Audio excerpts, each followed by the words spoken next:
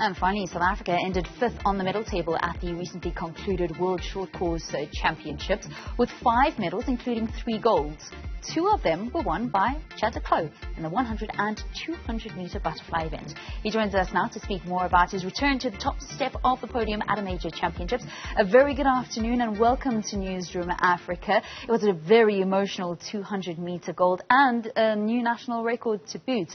Now that you've had a couple of days to think about it, how do you take in what happened in Melbourne? Hey everyone.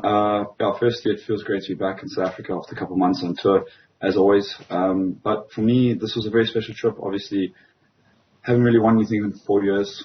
Obviously, COVID was 1.5 years, 2 years out, but I still look at it as 4 years with no World Championships, and that was probably one of the most emotional wins. I think outside of 2012 was my biggest win. So over the moon, I'm 30 years old, to get a personal best in the final, also to beat a world-class field, beat the world record holder. It was a huge pleasure for me.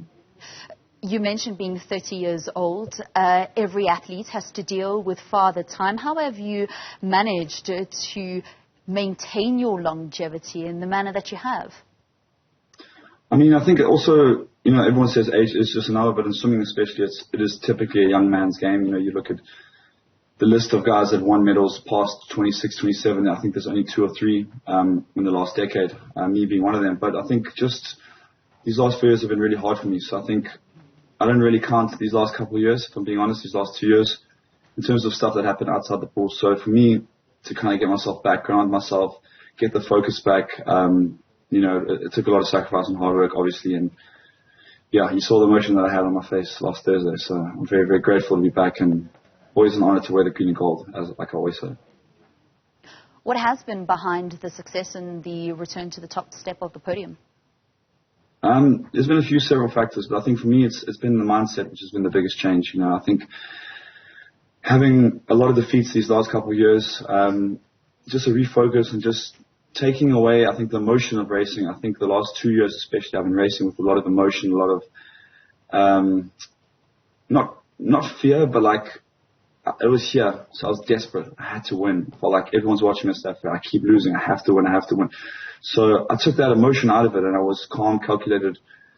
I had to execute, and I think a lot of that is also down to my new coach, Dirk Langness. A big shout out to him. It's only been a couple of months now, but I think just also having someone in my corner which understands the warrior mindset, the war machine mindset that we both embrace. I think that just helps us to work together in a really cool way.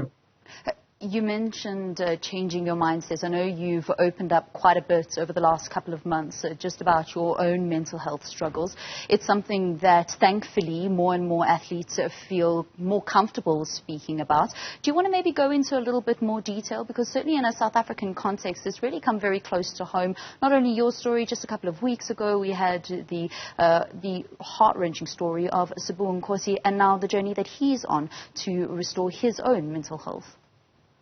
I've seen that. It's tough. I think everyone goes through their own journey in life, and I think it's once you realize that you need help and you need to speak to someone and just get the right help. I think the stigma around, especially men in South Africa, we grew up being tough guys and never really want to be talking about our feelings. And I guess it took a lot out of me to kind of admit that I was in a bad place. I was rock bottom a year ago, and I got help, and I had people around me that really supported me. So obviously my family being the main reason, but just identifying the problem, I think, is the main thing, and just realizing that you need help, and then taking that first step. And it's a process, like life's a journey, and I think for me, these last 2 years have been the most difficult by a New York mile in terms of having to deal with stuff outside the pool.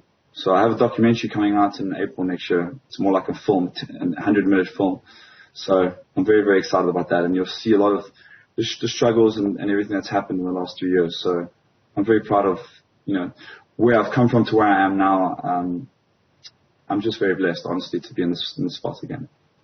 Yeah, well, very brave of you to actually be speaking out. South Africa's most successful swimmer, Chad le Clos, thank you very much for chatting to us, and congratulations on the double gold at the World Short Course Championships, which recently concluded in Melbourne. It was a fantastic outing for Team South Africa. Some swimmers not getting to the top step of the podium, but breaking national records, and that is very good for South Africa and South African swimming.